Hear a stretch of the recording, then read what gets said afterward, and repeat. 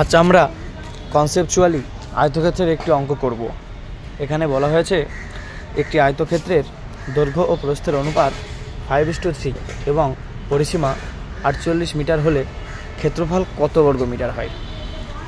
আমরা প্রথমে দুটো সূত্র দেখে নেব। এক, আয়তক্ষেত্রের পরিসীমা সমান সমান 2 × দৈর্ঘ্য প্লাস প্রস্থ এবং আয়তক্ষেত্রের ক্ষেত্রফল সমান সমান দৈর্ঘ্য ইন্টু প্রস্থ। আমরা একটি আয়তক্ষেত্রের ছবি এঁকে নেব। এক হচ্ছে দৈর্ঘ্য আর প্রস্থ। আমরা যদি দৈর্ঘ্য প্রস্থটাকে 3x এবং 5x ধরে নিই তাহলে আমাদের পরিসীমা কি আসছে বলেছে 48। তাহলে আমরা যদি করি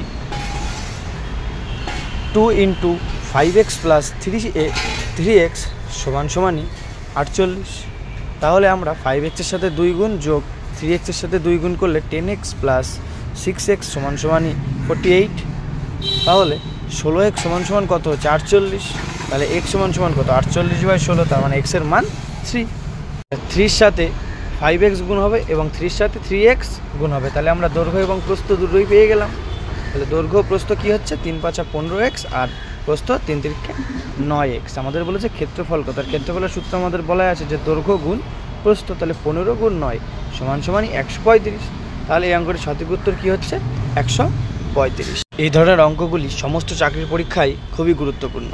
এই ধরনের অঙ্কগুলিকে পাওয়ার জন্য আপনারা আমাদের চ্যানেলটিকে সাবস্ক্রাইব করুন এবং বেল আইকনটি চাপ দিয়ে আমাদের পাশে থাকুন এবং আমাদের চ্যানেলটির সাথে যুক্ত হয়ে যান। ধন্যবাদ।